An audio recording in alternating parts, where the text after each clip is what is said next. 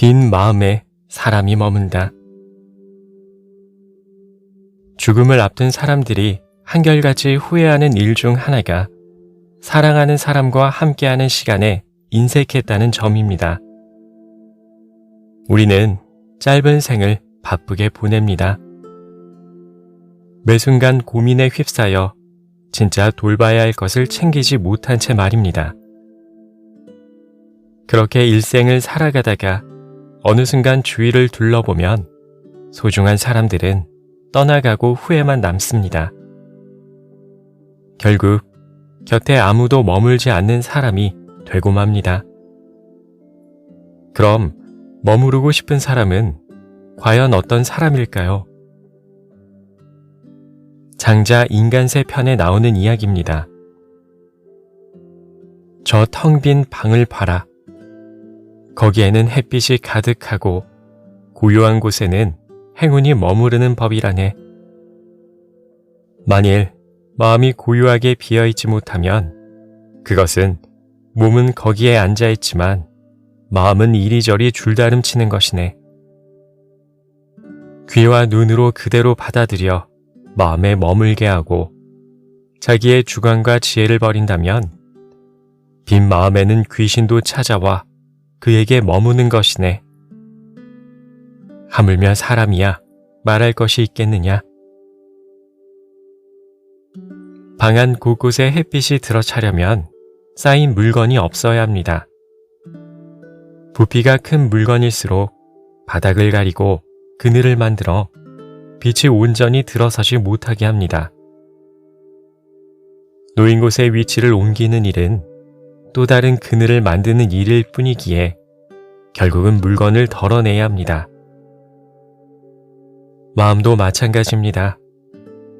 누군가 찾아와 머물게 하려면 고요하게 비워야 합니다. 이런저런 생각으로 마음이 가득 차 있으면 누군가를 맞이할 여유가 없습니다. 빈틈없이 들어찬 마음을 바라보는 상대는 만석 버스에 올라타야 하는 사람의 마음처럼 답답하기만 합니다. 결국 올라타기를 주저하다가 당신의 마음을 보내버리고 마는 것입니다. 장자는 자기 주관과 지혜를 버리면 귀신도 찾아와 머문다고 합니다.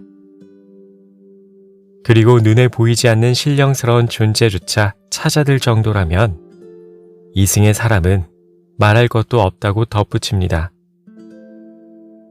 삶에서 자기 주관과 지혜는 꼭 필요합니다. 이를 버리는 일은 자기 삶을 남에게 내던지는 것과 같습니다. 장자는 그런 인생의 무기조차 버려야 한다고 했지만 복잡한 인생에서 실천하기란 쉽지 않은 일입니다. 그래서 현실적인 방법이 필요합니다.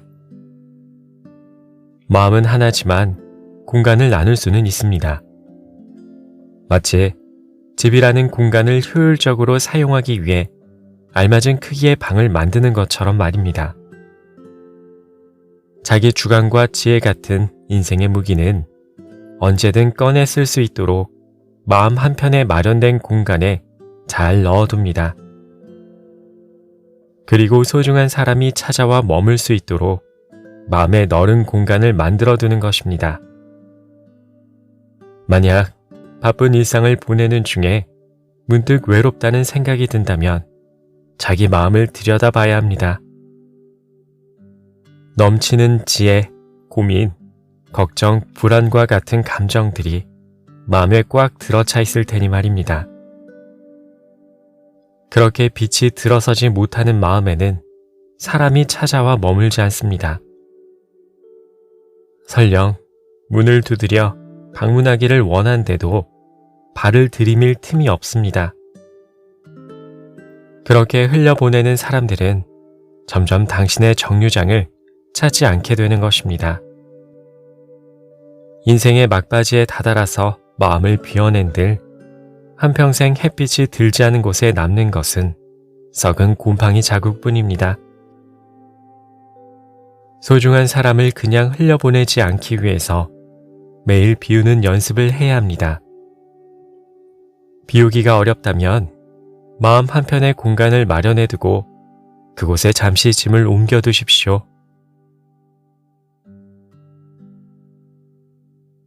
마흔에 걷는 도의 길. 때론 아이의 꿈을 이끈다는 착각을 합니다.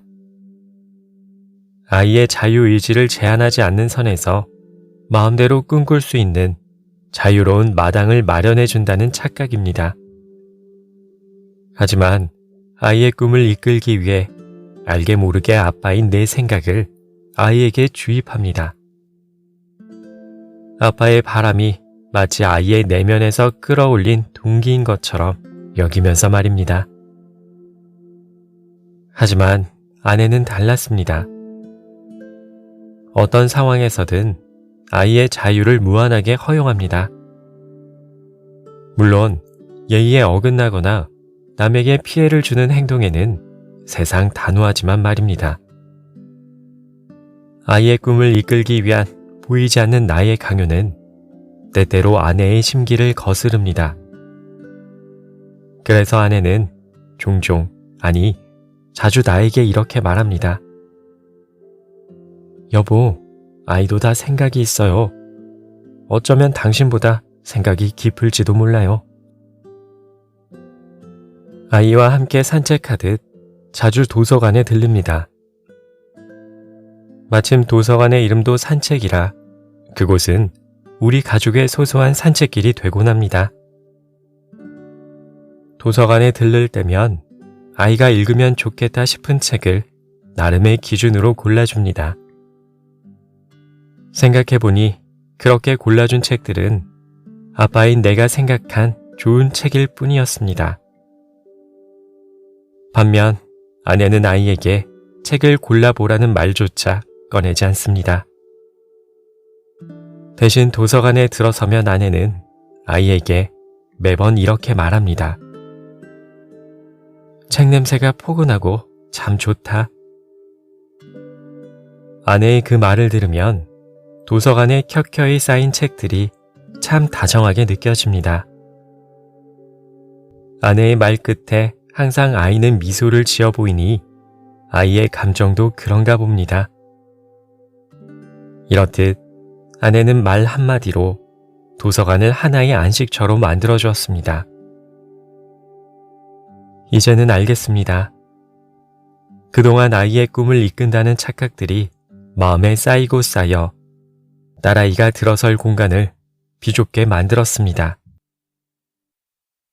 마흔에는 딸아이가 언제든 찾아와 편안하게 머물 수 있도록 그동안 지혜라고 믿어온 것들을 하나둘 비워냅니다.